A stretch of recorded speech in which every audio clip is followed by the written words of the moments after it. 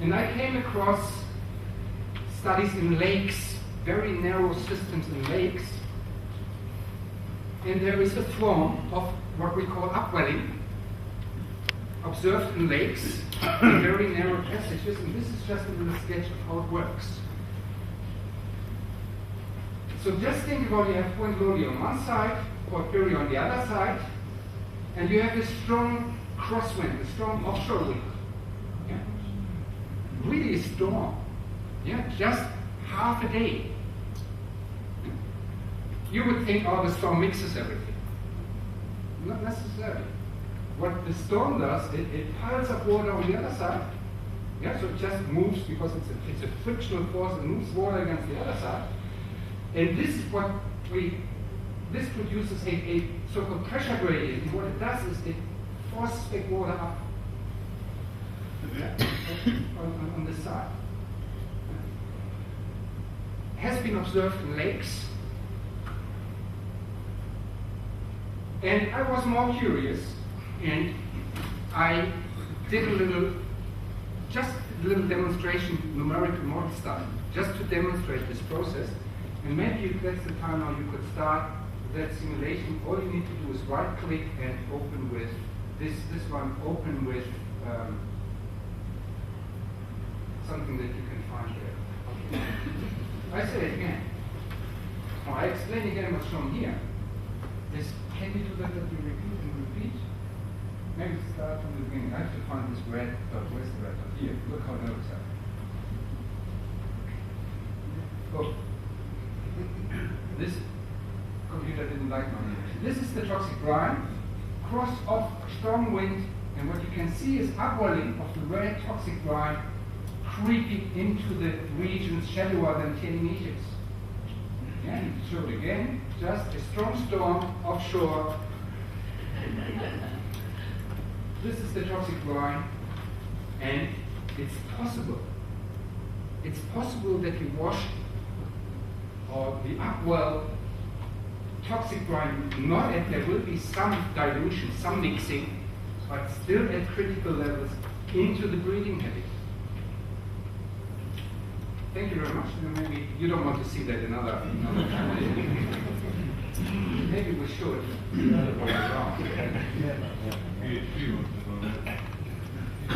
Yeah, they've seen. I think there were some spies in my last presentation, and they've seen that before. Okay, this is just a short form of my demonstration. Maybe this, I said something like this. I can go to the next one, this one, and the next one.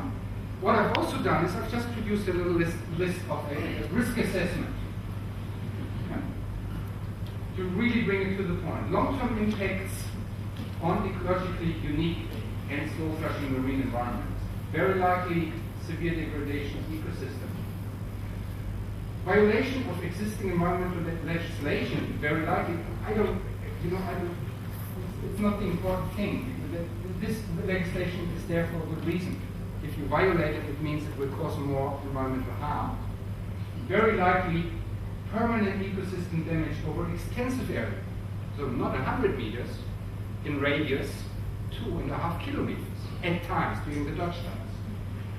Formation of oxygen depleted, this is a different way of writing it, brine underflows, it's possible.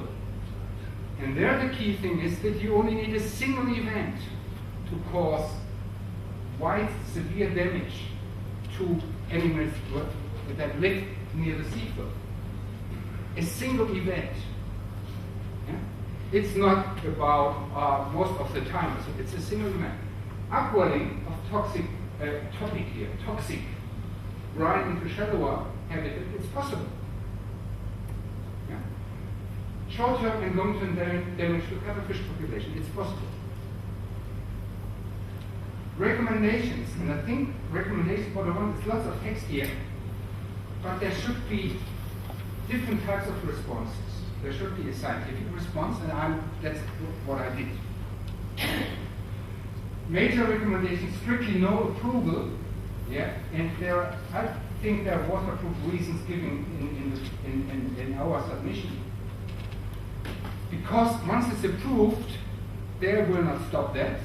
It will be a point of no return. They will change the license. You know, once it's approved, there is no way to return. Very risky to do that. In general, we need to have for all Australian desalination plants strict monitoring regulations, and there are some key things in there.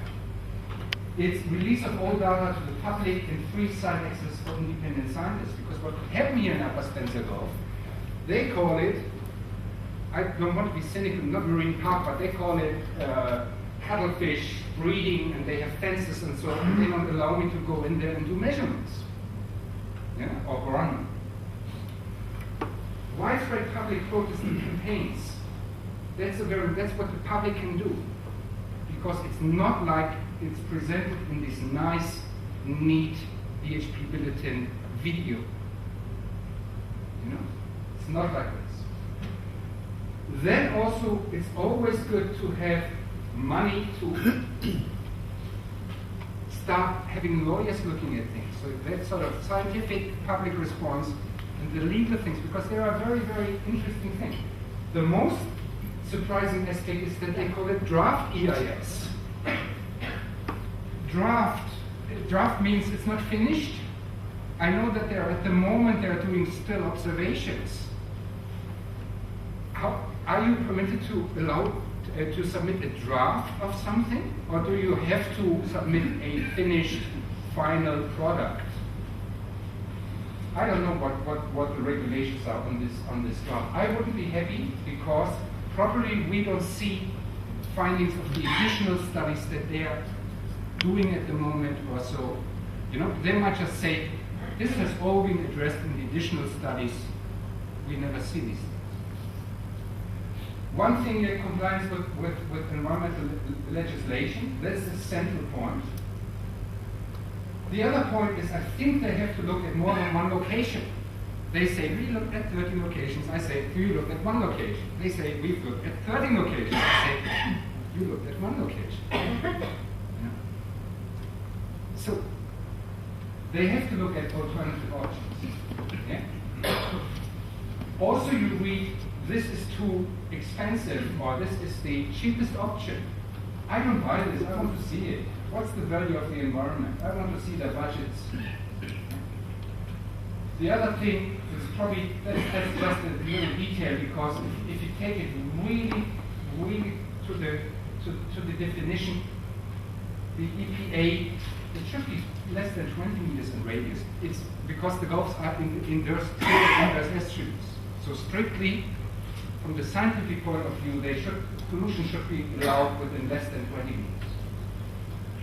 That's all. This is the reference, and you can contact me per email. I can send you a report, or you can download this report. Probably you just have to go to the Finnish University, write my name and Diesel, and that will pop up.